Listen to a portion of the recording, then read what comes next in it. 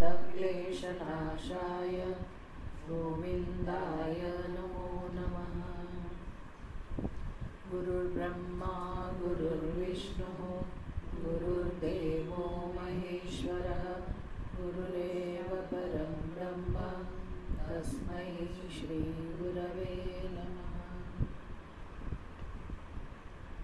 मूकं करोति वाचालं पङ्गुं लङ्घयते गिरिं यत्कृपातमहं वन्दे परमानन्दमाधवम्।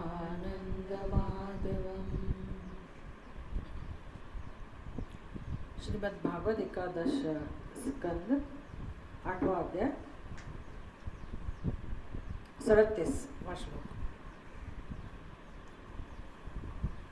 नूनं मे भगवान् प्रीतः विष्णु केनापि कर्मणा निर्वेदोऽयं दुराशाया यन्मे जातः सुखावहः।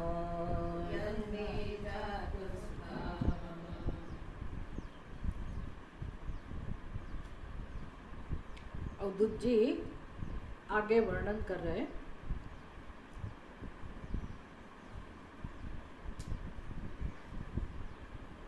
यदु राजा को वेश्या की कथा जब सुना रहे कि कैसे वेश्या के जीवन में परिवर्तन आया और वेश्या के शब्द, वेश्या की अनुभूति, उसकी बुद्धि में जो परिवर्तन आ रहा है विचारों के अंदर, वो पिंगला के ही शब्द में, वेश्या के ही शब्दों में हमें उसका वर्णन कर रहे हैं। पिंगला दुखी तो है, अभी उसका दुख गया नहीं है, बहुत निराश है बेचारी, दुखी है। उसकी जो आशा थी उसके अनुसार कुछ हुआ नहीं, ना तो कोई उसके पास आया। पूरा दिन वो बेचारी खड़ी रही द्वार पे, समय बिताती रही, लेकिन कोई उसके पास नहीं आया। तो बस इस दुख के कारण ही उसके हृदय में जो चिंतन शुरू हुआ, मंथन एक शुरू हुआ, तो धीरे धीरे वो चिंतन इस प्रकार का था कि जिसमें से एक विवेक की चिंगारी प्रकट हुई और धीरे धीरे वो सोचती गई, उसको समझ में आता गया। ऐसा है ना कि जो व्यक्ति गलत कर रही है उसको पता तो होता ही है कि मैं गलत कर रही हूँ, मेरे जीवन में ये गलत हो रहा है, लेकिन परवश होते हैं लोग, या तो आवेग के अंदर रह के, आवेश में आके, या तो बुद्धि में कोई उसको अच्छी प्रेरणा नहीं मिलती है, कोई ना कोई कारण रहता है, तो व्यक्ति गलत करना चालू रखता है, गलत करता रहता है। लेकिन जब ऐसा समय आता है तो कोई भी व्यक्ति अपनी गलती को सुधार सकता है। बस यही जो उसके जीवन में हो रहा था, उसका दुख था, उसको कर तो रही थी गलत, लेकिन बस कर रही थी बिना सोचे। अंदर पता था कि मैं गलत कर रही हूँ, लेकिन उसके अंदर साहस नहीं था, इतनी ताकत नहीं थी कि मैं ये छोड़ दूँ ये रास्ता और सही रास्ता जीवन में अपनाऊँ। ऐसा नहीं, ऐसी हिम्मत नहीं थी। लेकिन ये जो प्रसंग हुआ, उसके साथ जो घटना बनी, वो निमित्त हुई। दुख तो प्रकट हुआ, अभी भी दुखी है, लेकिन जो विचार उसकी बुद्धि में प्रकट हुए, मंथन शुरू हुआ, उसमें से वो जो सत्य जो पता था ही कि ये मैं गलत कर रही हूँ और सत्य क्या है ये भी पता था, तो उसके बारे में वो सोच रही है कि मैंने कितनी गलती की, मैंने क्यों अभी तक सोचा नहीं। फिर ना तो किसी ने उसको उपदेश दिया है, हम देख रहे हैं कि जो वर्णन कर रहे अवधूत जी, उसमें कहीं ऐसा नहीं आ रहा है कि अवधूत जी उसके पास गए और उसने वर्णन किया, ऐसा नहीं है। एक्चुअली अवधूत जी नहीं कह रहे ये, कौन कह रहा है? संवाद किसके बीच में है?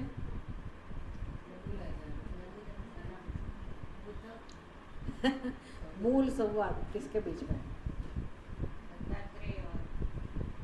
ये तो इसमें मतलब चल रहा है, पर जी एकादश स्कंद में और ये 8वें अध्याय के अंदर जहाँ से शुरुआत हुई, तो कौन किसको कह रहा है, कौन किसको उपदेश दे रहा है, कहाँ से शुरुआत हुई, कौन सा प्रश्न था, किसका प्रश्न था?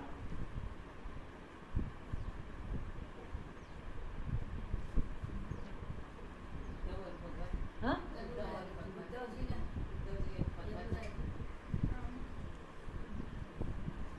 भूल गए। उद्धव जी और भगवान श्री कृष्ण, दत्तात्रेय नहीं, उद्धव जी और भगवान श्री कृष्ण। कहाँ से शुरुआत हुई देखने की जरूरत नहीं पड़नी चाहिए, नहीं, लेकिन विषय कौन सा था, उद्धव जी का प्रश्न क्या था, कुछ तो याद रखना पड़ेगा ना।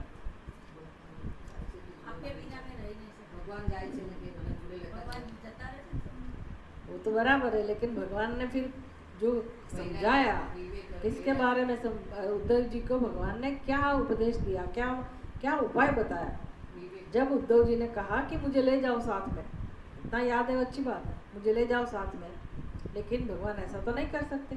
भगवान ने उद्धव जी को क्या समझाया कि मैं तो छोड़ के जा रहा हूँ, उद्धव जी तुम भी ये जगह छोड़ दो, यहाँ रहना छोड़ दो, यहाँ रहना छोड़ दो। इतना ही नहीं, यहाँ रहना छोड़ना है मतलब घर को भी छोड़ दो, घर के लोगों को भी छोड़ना पड़ेगा ना, स्वजनों को छोड़ दो, मतलब सब कुछ छोड़ दो और भगवान भक्ति में लग जाओ, बस भजन करो, यात्रा तीर्थ यात्रा पे चले जाओ। वो जाना भी चाहते थे, तो भगवान ने कहा कि आप सब छोड़ दो और भजन करो।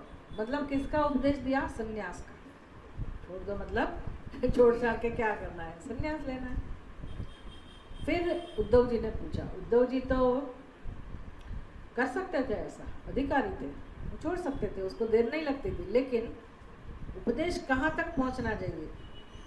केवल उद्धव जी को उपदेश देके प्रयोजन पूर्ण हो जाए ऐसा नहीं है। ग्रंथ का प्रयोजन क्या होता है? अनादि काल तक, अनंत काल तक यही उपदेश, चाहे कलयुग हो, त्रेता युग हो, द्वापर युग हो या सतयुग हो, मार्गदर्शन तो यही है, उपाय तो यही है। और उद्धव का प्रश्न ऐसा नहीं है, उद्धव के पहले भी जो लोग थे उनका भी प्रश्न यही था। जैसे गीता में भगवान समझाते हैं, बहुनि में व्यतीतानि जन्मानि तव चार्जुन। उसके पहले भी भगवान कहते हैं कि अर्जुन, ये उपदेश मैंने सूर्य को दिया था, विवस्वान मनवे प्राह। फिर वो चलता आया, तो उपदेश तो अर्जुन को दे रहे, लेकिन भगवान कह रहे कि तुम्हारे पहले भी बहुत लोग आए, सूर्य नारायण आए, फिर विवस्वान, फिर इक्ष्वाकु, तो उन लोगों को मैंने क्या कहा था, बदल दिया उपदेश। क्या अर्जुन के लिए अलग उपदेश था और उन लोगों के लिए अलग था? भगवान ने कहा नहीं अर्जुन, यही मैंने कहा था। इसलिए इसको कौन क्या कहते हैं? सनातन, हमारी संस्कृति। फिर वो संस्कृति मतलब जीवन जीने की पद्धति, इसको सनातन क्यों कहते हैं? क्योंकि एकमात्र उपाय है सभी काल के लिए, सभी काल के लोगों के लिए, सभी मनुष्य के लिए, चाहे वो पृथ्वी पर रहता हो या कहीं भी जीव सृष्टि हो, मनुष्य जहाँ भी है, भारत में हो, अमेरिका में हो, अफ्रीका में हो, कहीं आदिवासी जंगल में हो, कहीं भी क्यों ना हो, स्त्री हो पुरुष हो, और कोई भी काल का मनुष्य हो, सभी मनुष्यों के लिए उपदेश तो यही है। ऐसा क्यों है? समस्या भी एक ही है। ऐसा नहीं है कि अर्जुन की समस्या भिन्न थी, सूर्य नारायण की समस्या भिन्न थी, और हमारे कलयुग के जीव की समस्या, कलयुग के मनुष्यों की समस्या अलग है, ऐसा नहीं है। इतना समझ में आ जाए ना तो भी जीवन में शांति हो जाएगी। भले हमें मोक्ष प्राप्त ना हो, भले हमें ज्ञान प्राप्त ना हुआ, लेकिन समस्या तो समझ में आ जाए कि ये समस्या लेकर ही मनुष्य का जन्म होता है। ये समस्या का उकेल नहीं ढूंढता है, वो उसके लिए पुरुषार्थ नहीं करता है, इसलिए समस्या समस्या ही रहती है और समस्या साथ में ही रहती है। और उस समस्या का स्वरूप क्या है? अज्ञान। अज्ञान अज्ञान ही एक मूलभूत समस्या है और उसी के कारण जन्म होता रहता है। तो उद्धव जी को तो समस्या थी, लेकिन भगवान का प्रयोजन था, ग्रंथ का प्रयोजन है कि मतलब सनातन धर्म होने के कारण, यही एक उपाय होने के कारण युगों युगों तक तो ये यही उपदेश रहेगा और युगों युगों तक ये उपदेश पहुंचना चाहिए। तो ये कृष्ण भगवान तो हमें पता ही नहीं कितने साल हो गए, लेकिन उसके शब्द है ना हमारे पास, हमें काम में आ रहा है। ईश्वर की कृपा है कि भागवत की चोरी नहीं हुई, भागवत को जला नहीं दिया। बहुत सारे वेद जला दिए विधर्मियों ने, बहुत नुकसान किया। कितना अज्ञान था, कितना अज्ञान था, कितना नष्ट कर दिया। लेकिन ये भागवत धर्म हमारे पास है, रामचरितमानस हमारे पास है, कुछ कुछ वेद की शाखाएं हमारे पास है, तो हमारा काम हो जाता है। तो उद्धव को जो उपदेश दिया, उद्धव की समस्या तो जो थी वो थी, भगवान ने उसको उपाय समझाया, लेकिन उद्धव जी खुद को निमित्त बनाते हुए हमारे लिए, हमें ये लाभ मिले, इसलिए उद्धव जी पूछते हैं कि भगवान, ये याद रखना पड़ेगा अभी कि भगवान, मैं तो मेरे लिए तो बहुत मुश्किल है संन्यास, ऐसा है नहीं, उसके लिए ही सरल है।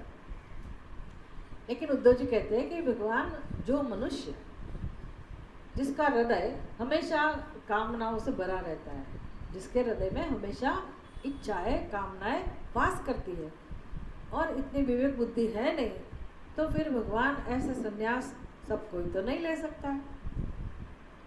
तो आप ऐसे हमें समझाइए, इस प्रकार से उपदेश दीजिए कि सामान्य मनुष्य भी सरलता से इस तत्व को समझ सके। मतलब जीवन में क्या करना चाहिए, कौन सा पुरुषार्थ जीवन में होना चाहिए, इसके बारे में सबको मार्गदर्शन मिल सके।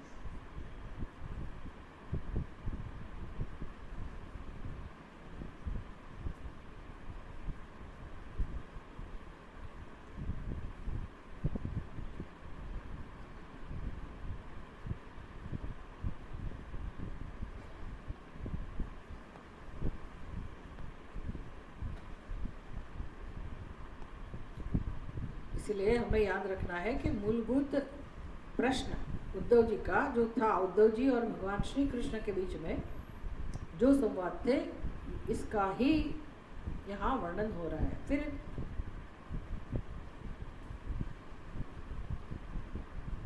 उपदेश देते हुए कह रहे हैं कि मुझे इसके विषय में यदुराजा और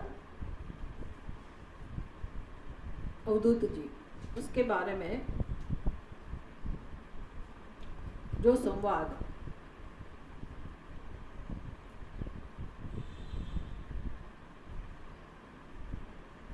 फिर उसमें यदुराजा और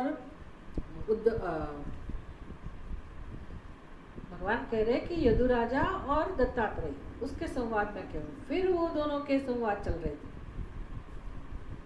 अवधूत जी और यदुराजा। फिर अवधूत जी कहते हैं कि देखो, ऐसे मैंने जीवन में सभी के पास से कुछ न कुछ सीखा है। अभी संगति मिले ना, भी दत्तात्रेय समझा रहे हैं, उनके 24 गुरु या 24 से भी ज्यादा हो गए, कहना इतना है, 24 हो 40 हो जो भी हो, यदुराजा को इतना समझना है, हमको भी इतना समझना है। दत्तात्रेय समझा रहे, अवधूत जी समझा रहे कि जीवन में एकमात्र काम करना है। क्या काम करना है? सीखना है, सीखते रहना है बस। हमारे सामने भले एक छोटा बालक क्यों ना हो, अगर उसके पास से भी कोई अच्छी चीज़ सीखने की हो तो हमें नम्र बन के उसको भी ग्रहण करना चाहिए। तो ये तो वेश्या है समाज में, उसके पास कौन जाके सीखेगा? कोई नहीं सीखेगा। लेकिन ये दत्तात्रेय कह रहे कि मैंने सीखा, उससे भी सीखा। वेश्या को किसी ने उपदेश उपदेश नहीं दिया। हाँ, महात्माओं का महत्व जरूर हमको समझाया। तो वेश्या जहाँ रहती थी वही स्थान पे, उसके ही आसपास में महात्मा एक वृक्ष के नीचे विराजमान थे, कोई सिद्ध पुरुष, और उसको छू के जो हवा चल रही थी वो कहाँ जा रही थी? जहाँ वेश्या रहती थी। तो वो उस हवा ने स्पर्श किया, इतना प्रभाव है वो सिद्ध पुरुष का कि उनको स्पर्श करके जो हवा वेश्या की तरफ गई तो वेश्या के जीवन में परिवर्तन आया, उसका प्रभाव उधर भी हुआ। ये शुरू में कह दिया। अभी वो वेश्या का वर्णन चल रहा है। वेश्या के ही शब्द में दत्तात्रेय जी, अवधूत जी हमें समझा रहे हैं कि वेश्या क्या सोच रही है। मतलब देखिए, ये इतनी हमें ऐसे शब्द प्रयोग तो नहीं करना चाहिए, लेकिन वो खुद को तो, अपने को तो नीच समझती ही होगी कि मैं ऐसी निम्न कक्षा की हूँ। लोग भी ऐसे समझते हैं, लेकिन उसके मन में, उसकी बुद्धि में ये सोच जो है ना, वो तो हमारे देश में ही हो सकती है। कौन सी सोच? मेरा कोई कर्म ऐसा है पूर्व जन्म का कि आज मेरे अंदर जो विचार उत्पन्न हुए, इसका मतलब है भगवान मेरे ऊपर प्रसन्न हुए। ये बहुत ही कीमती चीज़ है। जब हमारा ही मन कहे कि मेरे अंदर आज ये इतना पवित्र विचार, पवित्र संकल्प जो मेरे मन में उठ रहा है, तो उसका कारण क्या होगा? भगवान की कृपा। केनापि कर्मणा विष्णु, भगवान विष्णु में प्रीतः। वेश्या कह रही है कि कोई ऐसा कर्म हुआ होगा, इस जन्म में तो नहीं, लेकिन पूर्व जन्म में कोई मेरा ऐसा कर्म होगा कि भगवान विष्णु मेरे ऊपर प्रसन्न हुए हैं। क्यों लगा उसको ऐसा कि भगवान विष्णु प्रसन्न हुए? उसके पास कोई व्यक्ति जाता, कोई पुरुष मिल जाता उसको और बहुत सारा धन राशि उसको देता, तब उसके बुद्धि में ऐसा विचार आता तो अलग बात थी। लेकिन किसके लिए ये प्रसन्न हो रही है? क्यों भगवान को याद कर रही है? निर्वेदः अयम में जातः सुखावहः, निर्वेदः में जातः। सुख लाने वाला, अभी सुख आया भी नहीं है तो दुखी ही, लेकिन ऐसे संकल्प, कितना पवित्र संकल्प है कि जरूर मेरे जीवन में अब सुख आएगा। क्यों? क्या संबंध है? क्या कारण है सुख के लिए? सुख का क्या कारण है? इसके श्लोक के अंदर से ही मैं पूछती हूँ। वैराग्य, निर्वेद। सुख और निर्वेद को संबंध है, वैराग्य और सुख साथ में रहते हैं। त्यागात् शांति अनंतरम, भगवान कहते हैं ना, त्यागात् शांति अनंतरम। बस हमारे लिए तो एक शस्त्र मिल गया हमें अगर शांति चाहिए तो पहले पता होना चाहिए कि अशांति का कारण आत्मा नहीं हो सकता है। क्या हो सकता है? अशांति का कारण क्या हो सकता है? अगर आत्मा नहीं है तो दूसरी कौन सी चीज है? अनात्मा। अनात्मा मतलब संसार, मतलब कोई ऐसी चीज हमने पकड़ के रखी है, हाथ में नहीं, या तो दिमाग में या तो हृदय में। बस यही कारण है किसका? अशांति का। तो जिसके लिए हम झगड़ा कर रहे हैं, जिसके लिए आग्रह है, जिसके लिए हम कुछ समाधान करने के लिए तैयार नहीं है, तो इसका मतलब है अशांति का कारण वही है। जिस क्षण हमारे अंदर ऐसी ताकत आ गई, हमारे अंदर सामर्थ्य आ गया कि हमने उसको छोड़ दिया, भी जाने दो, मैं इसके बाद मैं नहीं चाहती है। अपना मन अगर मान ले कि हाँ मुझे नहीं चाहिए, बस इतनी ही देर है, जैसे हमने अपने मन से उसका त्याग किया तो तुरंत मन में शांति हो जाए। त्यागात् शांति ही अनंतरम। ये साधन है मुमुक्षुओं के लिए, ये उत्तम साधन है। तो जहाँ जहाँ कस्य सुखम न करोति विरागः, शंकराचार्य जी भी समझाते हैं भजगोविंद स्तोत्र में, भजगोविंदम स्तोत्र में कहते हैं कस्य सुखम न करोति विरागः। भाई वैराग्य किसके जीवन में सुख नहीं लाता है? सबके जीवन में सुख लाता है। तो ऐसा वैराग्य सुखावहः निर्वेदः में जातः, मेरे अंदर ऐसा सुख कारक वैराग्य उत्पन्न हुआ है। वैराग्य किसके लिए हुआ? उसके हृदय में वैराग्य किसके लिए हुआ? जो आशा लगाए बैठी थी। नहीं, निराशा, हाँ, लेकिन जिसकी आशा थी उसके लिए वैराग्य हुआ ना। जो उसके मन में जो सोच रही थी पूरा दिन, आशा लगाए बैठी थी, दुराशा, मतलब जो कभी पूरी होने वाली ही नहीं थी, ऐसी आशा लगा के जो बैठी थी, उसके प्रति वैराग्य उत्पन्न हुआ। फिर आप ऐसे मूल में सोचने लगो कि किसकी आशा थी? किसी व्यक्ति के आने की।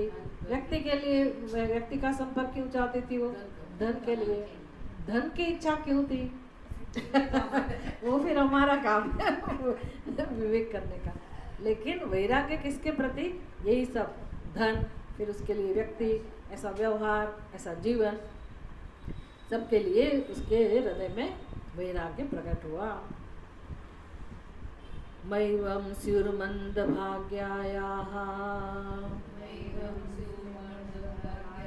क्लेशा निर्वेदहेतवः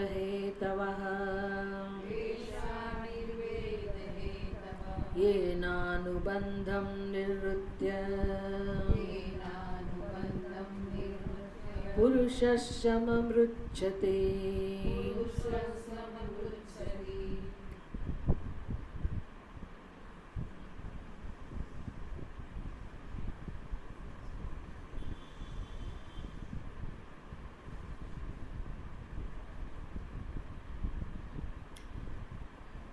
माँ एवं स्युः मंदभाग्यायाः क्लेशाः निर्वेद हेतवः।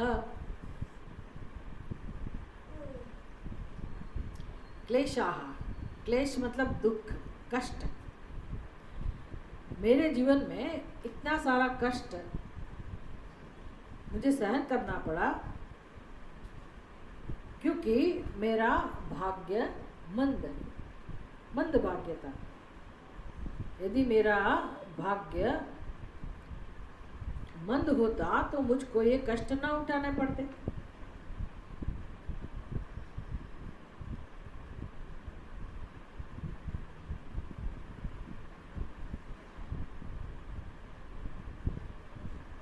यहाँ एक नकार मिस हो रहा है। यदि मेरा भाग्य मंद होता तो मुझको ये कष्ट न उठाने पड़ते। ये तो गलत है ना। मंद है भाग्य, इसलिए तो कष्ट उठाने पड़ रहे हैं। यदि मेरा भाग्य मंद होता तो मुझको ये कष्ट न उठाने पड़ते। ऐसा नहीं है भाई, कष्ट क्यों उठाने पड़े? मंद है, इसलिए यदि मेरा भाग्य मंद न होता, है ना, ऐसा होना चाहिए। यदि मेरा भाग्य मंद न होता तो मुझे ये कष्ट न उठाने पड़ते। इसका मतलब है इतना सारा कष्ट उसको उठाना पड़ा, मतलब पूरा जीवन ऐसा जीती रही, ये सब उसका कष्ट है। तो इसका कारण एक ही है, उसका मंद भाग्य। माँ एवं स्युः, अगर ऐसा नहीं होता तो ऐसा नहीं होता।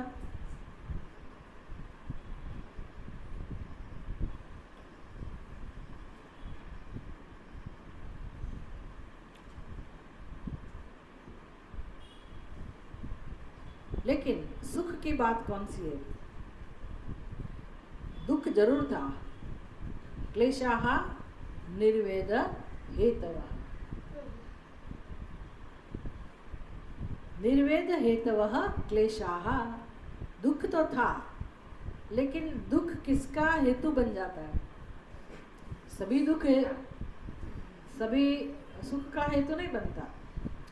कष्ट तो दुख ही उत्पन्न करता है ना, कष्ट तो दुख ही देता है। लेकिन ये क्लेश, कष्ट, इसके लिए विशेषण कौन सा यहाँ दिया?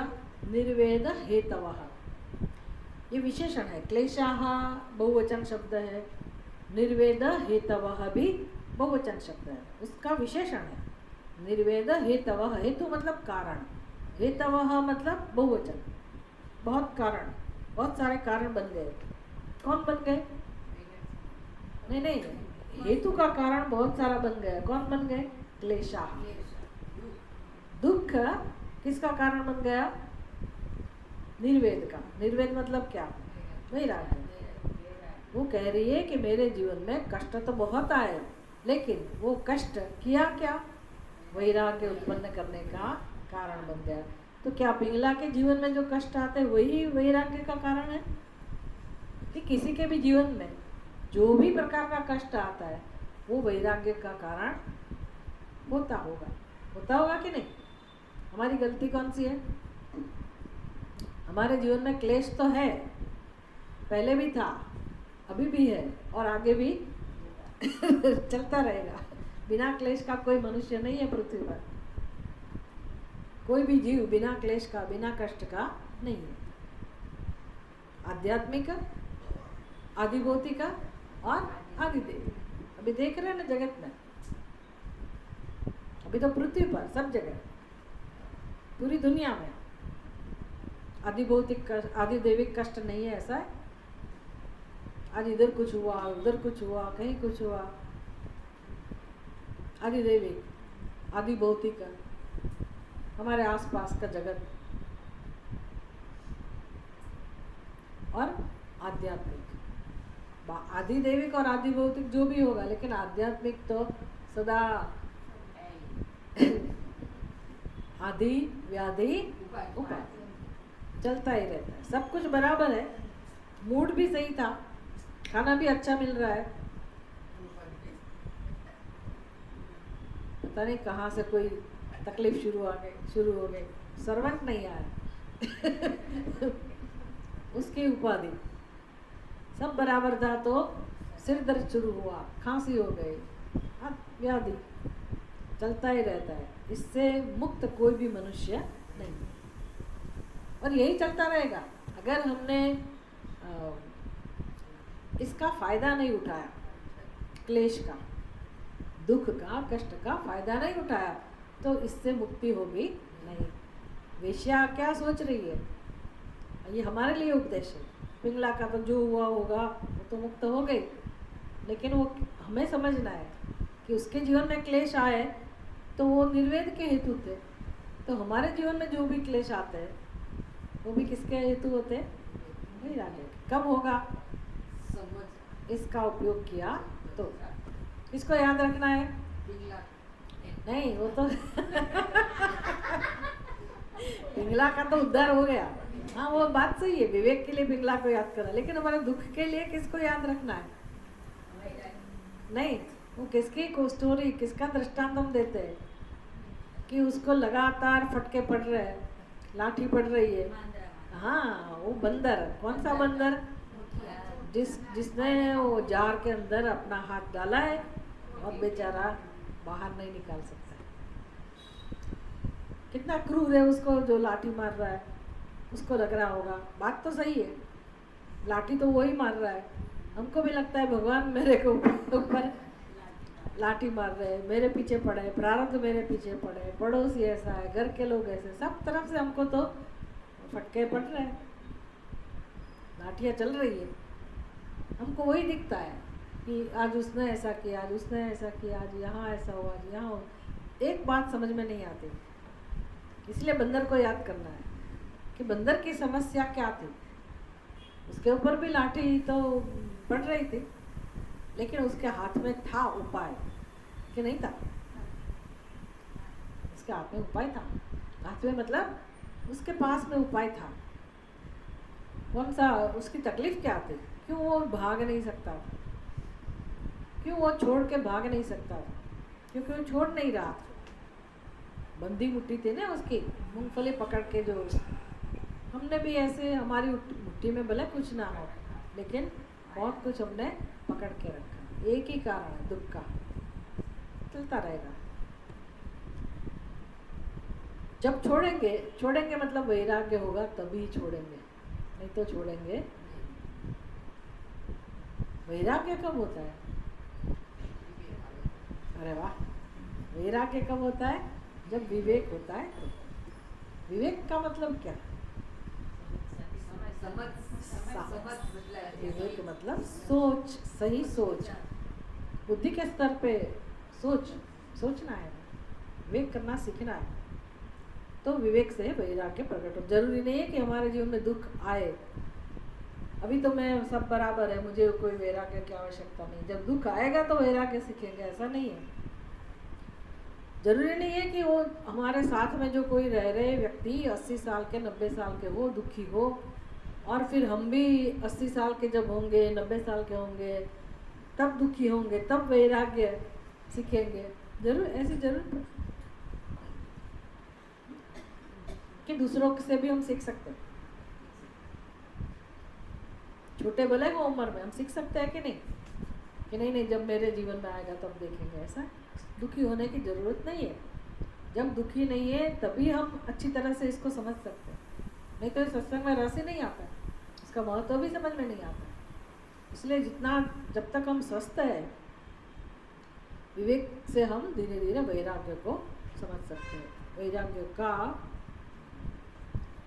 महत्व समझ सकते हैं। लेकिन इसको समझ में आ गया, वो कह रही है कि भले मेरा भाग्य मंद हो, दुख तो आए, लेकिन ये सुख लाने के लिए भी निमित्त बन रहे हैं।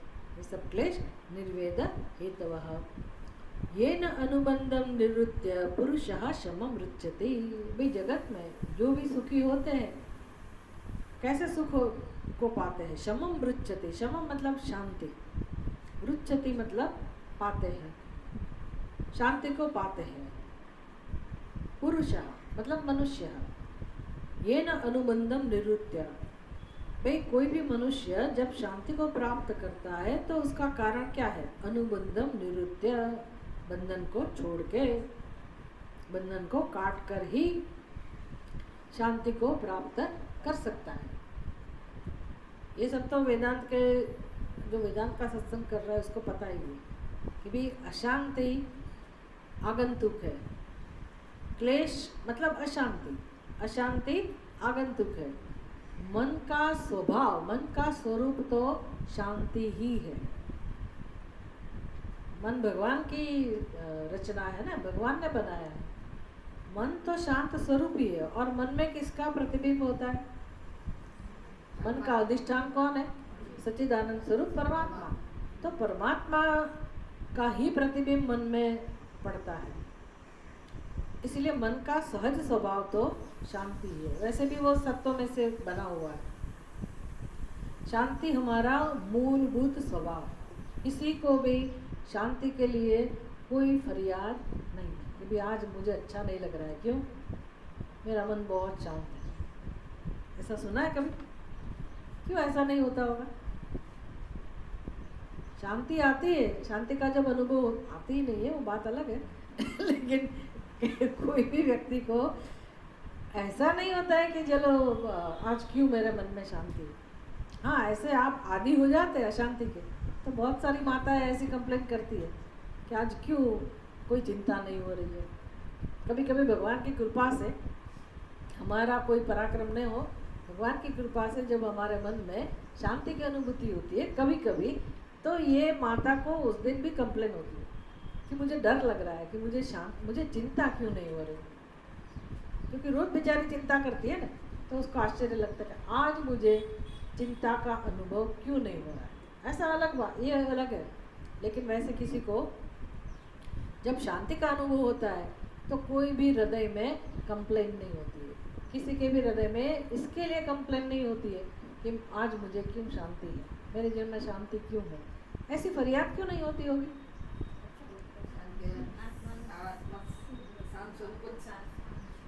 हमें क्यों इतनी पसंद है शांति? सबको पसंद है, सबको पसंद है शांति। क्यों पसंद है? क्योंकि वही हमारा स्वभाव। अग्नि को कभी अग्नि के लिए कंप्लेन नहीं है, क्योंकि उसका स्वभाव है। हमारे जीवन में ये कंप्लेन है, भगवान क्यारे शांति, क्यारे शांति आपसे, भगवान મને ક્યારે शांति મળશે। क्योंकि हम मानते हैं कि शांति मिलेगी। शांति मिलने की चीज़ नहीं है, शांति हमारा स्वभाव ही है। तो हमें हमारा प्रश्न कौन सा होना चाहिए? अशांति कब जाएगी? जो आया है, जो आ सकता है, वो जाता भी। जो आया हुआ है उसको जाना ही पड़ेगा, जाना ही पड़ेगा। वो एक बात है, अपने आप नहीं जाता, उसको भगाना पड़ता है, उसको दूर करना पड़ता है। शांति का जो कारण है उसको ढूंढ के फिर हमें उसको दूर करना होता है। तो अशांति तो सबको अनुभव है अशांति का, लेकिन किसी को भी नहीं चाहिए, सब दूर करना चाहते हैं। तो इसका ये बंधन का स्वरूप हुआ। अशांति का अनुभव बंधन का स्वरूप है। अनुबंधम, अनुबंधम सबको अनुभव है। ये न अनुबंधम निरुद्य, जिसकी मदद से, जिससे अनुबंध को ये व्यक्ति काट सकती है, मतलब अशांति को दूर कर सकता है। किससे दूर कर सकता होगा? निर्वेद वैराग्य से, असंग शस्त्रेण दृढ़ेन चित्वा ततः पदम तत्परि मार्गितव्यम्। कहाँ है? कहाँ लिखा हुआ? असंग शस्त्रेण दृढ़ेन चित्वा। लोग क्या बोलते हैं? मसंग शस्त्र है। मसंग नाम का कोई शस्त्र नहीं। चैंटिंग जो करते हैं ना, तो उसमें आप सुनोगे, लेकिन वो मतलब वो गलत नहीं है, वो एक पद्धति है। पर हम संधि का मतलब पदच्छेद करके ही हम सिखाते हैं, इसलिए पता होना चाहिए कि मसंग नाम का कोई शस्त्र नहीं है। उसके का आगे का शब्द है, उस देखोगे पढ़ोगे तो मसंग ही होगा। कौन सा श्लोक है?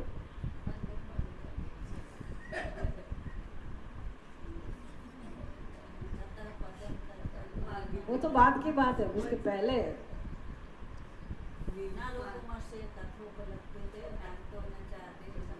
क्या क्या क्या शुरू किया? आगे का शब्द कौन सा है? मूलम। अश्वत्थम एनम सुविरूढ़ मूलम। शास्त्र संसार का वर्णन है। अश्वत्थम एनम, ये संसार जिसका मूल,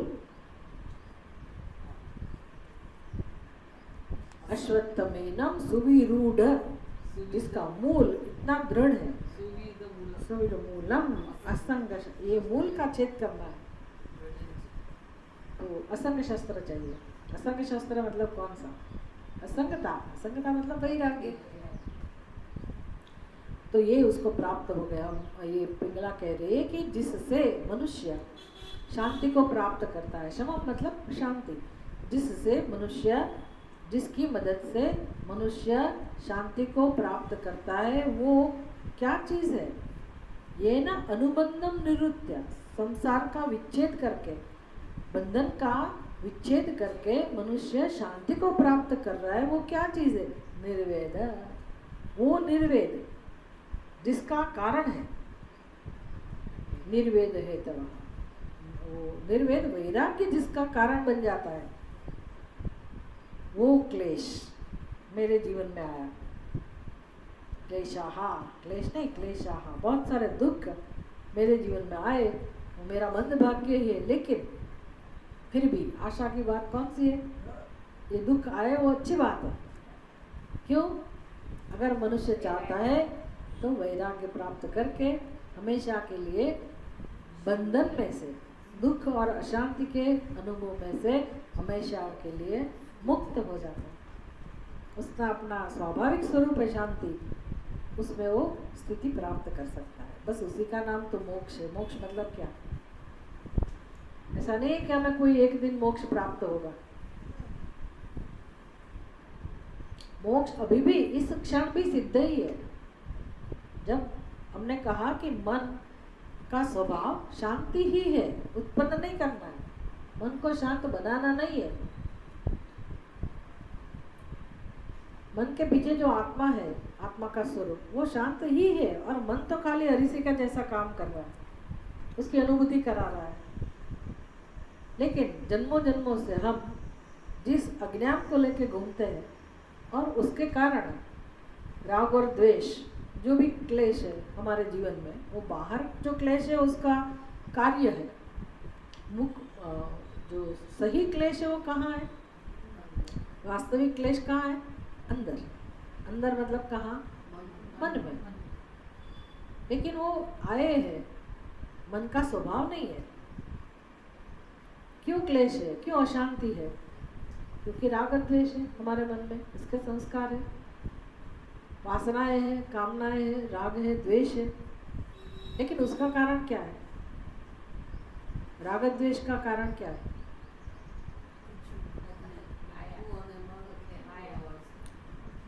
वो माया मतलब डेंजर शब्द है थोड़ा, मतलब जोखमी शब्द है।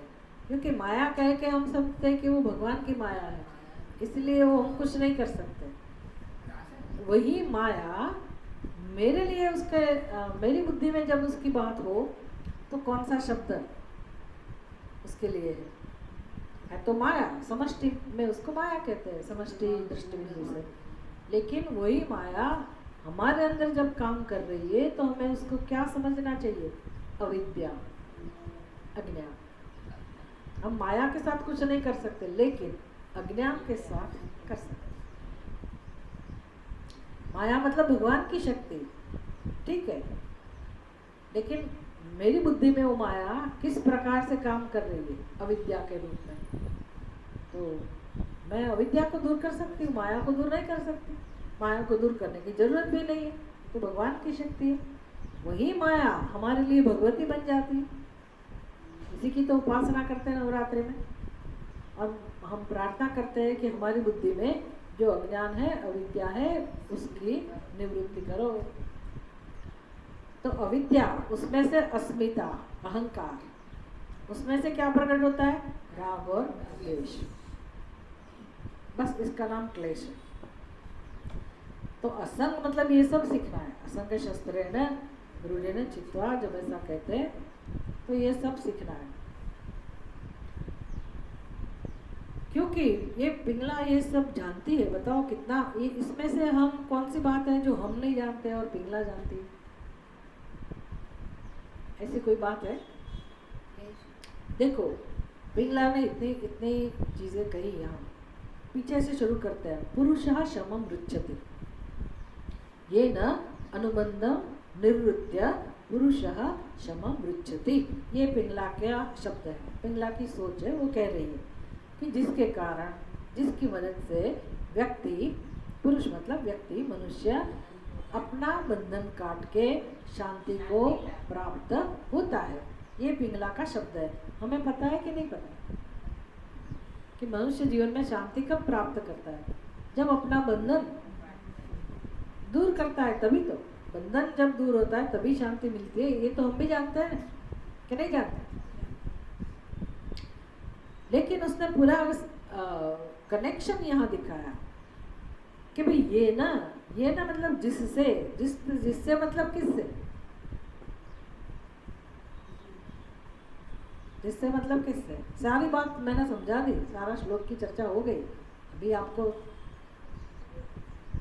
इसमें से ढूंढ सकते हैं, इसमें से ही मैं पूछ रही हूँ। मैंने जो बताया वही पूछ रही हूँ, और इसके आपके सामने वो श्लोक भी है। भले संस्कृत में आपको समझ में ना आए, लेकिन मैंने कनेक्शन समझा दिया। हाँ,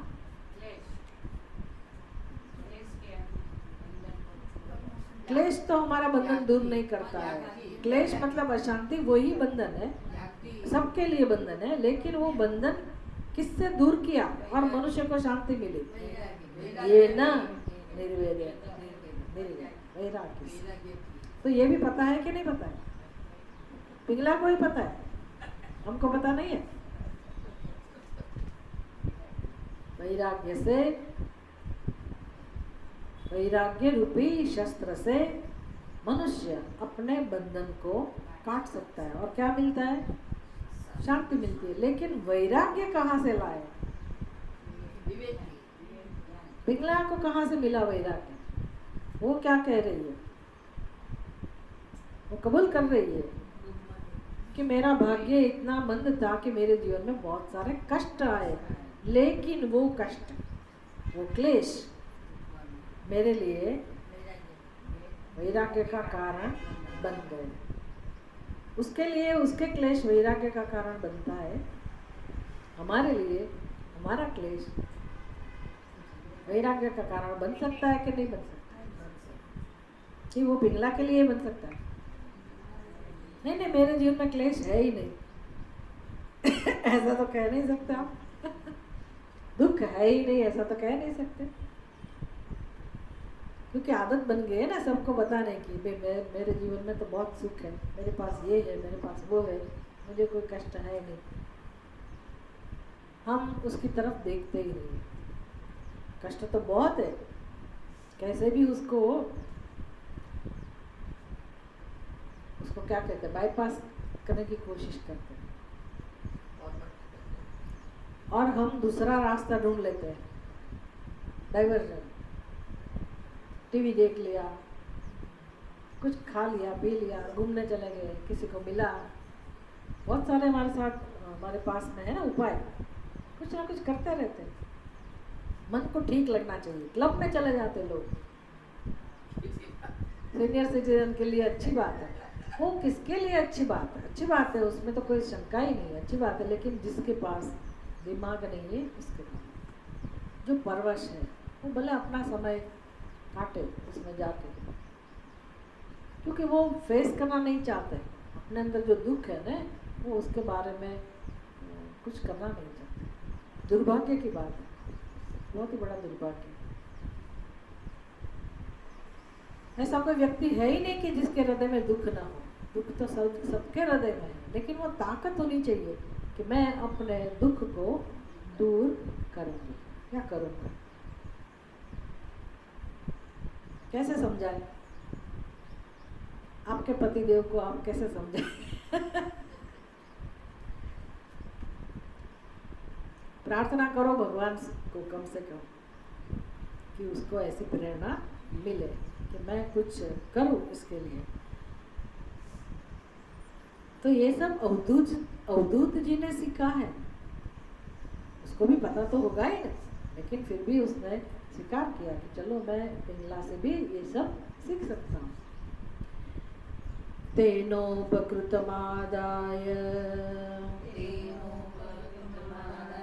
शिरसा ग्राम्य संगता त्यक्त्वा दुराशा शरणं व्रजामि तमधीश्वरम्। तेन उपकृतम् आदाय शिरसा ग्राम्य संगताः त्यक्त्वा दुराशाः शरणं व्रजामि तम अधीश्वरम्। तम अधीश्वरम शरणम व्रजामि। उसकी बुद्धि में निश्चय हो गया, उसके हृदय में ये पवित्र संकल्प उत्पन्न हुआ। कौन सा संकल्प? तम अधीश्वरम व्रजामि। व्रजामि, व्रजामि मतलब जाना, शरण में जाना। व्रजामि तम अधीश्वरम। अधीश्वरम जगदीश्वर, मैं जगदीश्वर की शरण में जाती हूँ। क्यों नहीं गई?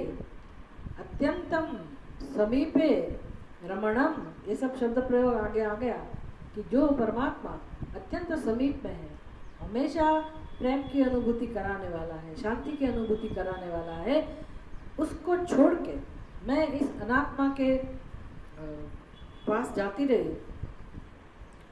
तो अब वो कह रही है कि मैं ये सब को छोड़ के दुराशाह ग्राम्य संगताः। दुराशाह, दुराशा मतलब अपनी आशा कभी भी फलीभूत होने वाली नहीं है, जिससे ऐसे लोग, कौन है वो? ग्राम्य संगताः, समाज के लोग।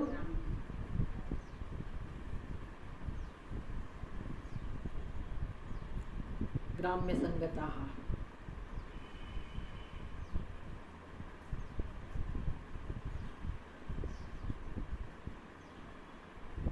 ग्राम्य संगताः दुराशाः त्यक्त्वा। ग्राम्य का अर्थ किया विषय जनित दुराशा, ठीक है। ग्राम्य ग्राम्य, ग्राम मतलब समूह, उसमें से उत्पन्न हुआ उसको कहते हैं ग्राम्य। तो हमारा ये कार्यकरण संघात, संघात माने ग्राम, इसको भी समूह कहते हैं। हमारे पूरे संघात को, पूरी उपाधि, ज्ञानेन्द्रिय, कर्मेंद्रिय, मन, बुद्धि, उसको भी ग्राम कह सकते हैं। इंद्रिय ग्रामम, ऐसा शब्द सुना होगा आपने, इंद्रिय ग्रामम। ग्राम, ग्राम मतलब समूह, और उसका विषय मतलब जगत। हमारी इंद्रिया किसके लिए काम में आती है? हमारे लिए काम में आती है, लेकिन हम उसके लिए उपयोग किसका करते हैं? जगत का। हमारी सुख की अनुभूति के लिए हम किसका प्रयोग करते हैं? अपने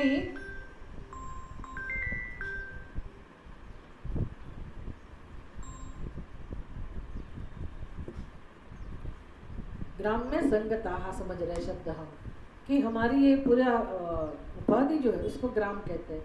और उपाधि के द्वारा हम करते क्या है? जगत के विषयों की प्राप्ति, सुख के लिए, भोग के लिए। लेकिन उपयोग किसका करेंगे? अपनी उपाधि का। लेकिन लाएंगे क्या? किसका उपभोग करेंगे? हाँ, विषय मतलब जगत का। इसलिए ग्राम्य संगताः, मतलब ये इंद्रियों के साथ जो जुड़े हुए हैं वो कौन हुए? विषय। तो इसलिए कहते हैं ग्राम्य संगताः त्यक्त्वा, मतलब जगत के विषय को छोड़कर।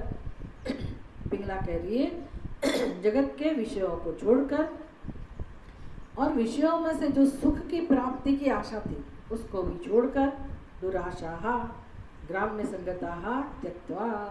भाई जगत के विषयों को पकड़ा ही क्यों है? सब लोग ने पकड़ा है।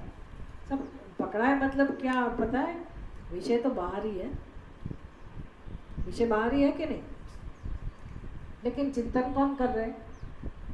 हम कर रहे हैं। तो इसका मतलब है हमने उसको कहाँ स्थान दिया है? अपने हृदय में। अपने हृदय में। तो संसार है कहाँ?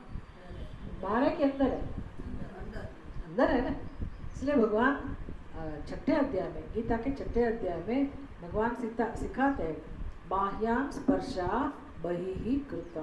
अगर आपको ध्यान में बैठना है, शांति का अनुभव करना है, तो ध्यान की आवश्यकता है। ध्यान कब कर सकते हैं? क्यों आप ध्यान नहीं कर सकते? क्यों शांति का अनुभव नहीं कर सकते? क्योंकि आपने सारे जगत को अपने हृदय में बिठा के रखा है तो बाहर ही। ऐसा नहीं कि वो सब अंदर आ गए। चाहे आपका पोता भी क्यों ना हो, अति प्रिय, है तो बाहर ही ना। सब चीज़ है तो बाहर ही, लेकिन हमारे अंदर इतना सामर्थ्य है कि जड़ चेतन सभी विषयों को हमने अपने हृदय में स्थान दे दिया। इसलिए शांति नहीं मिलती है। भगवान के उपाय तो यही है, आपको जो बाहर है ही उसको उसकी जगह पे वापस करना है। करो। नहीं हमके तो वो भी चाहिए और शांति भी चाहिए।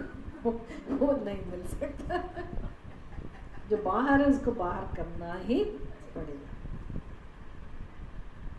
वो सत्य वही है। इसलिए भाई, लेकिन मेरा पोता है, मेरा पुत्र है, वो तो तुम कह रहे हो। भगवान कहेंगे ना, वो तो तुम कह रहे हो। भले मैंने दिया है, लेकिन है किसका? भगवान अगर कहते हैं, हमारे साथ बात कर रहे हैं, तो क्या कहेंगे? भाई आपका बेटा मैंने दिया है, लेकिन आपका हुआ नहीं है। आप व्यवहार में कह सकते हो, लेकिन वो है तो मेरा ही। नहीं तुम भी किसके हो? मैं जिसको कह रहे हैं, इस शरीर को मैं कर रहे हैं। भगवान कह रहे हैं वो शरीर भी मैंने दिया है, वो तुम नहीं हो। तो ये सब गलती तो सुधारनी पड़ेगी ना, कि नहीं सुधारनी पड़ेगी? इसको कहते हैं असंग शस्त्रेण दृढ़ेन चित्तः। ये वैराग्य यहाँ लाना है। वैराग्य मतलब हमको लगता है हमने छोड़ दिया या तो छोड़ना पड़ेगा। अरे भाई, हमारा जब है ही नहीं तो छोड़ोगे क्या? जो नहीं है उसको पकड़ के रखा है, तो गलती तो हमारी है ना। धृतराष्ट्र बन के बैठे हैं हम, कहीं तो कुछ करना पड़ेगा ना, सोच तो बदलनी पड़ेगी ना। बस मूल में ये है, अगर अंदर ही यही है तो बाहर क्या प्रकट होगा? यही प्रकट होगा। इसीलिए दुख है, सर्वत्र दुख है संसार में, कोई भी सुखी नहीं है।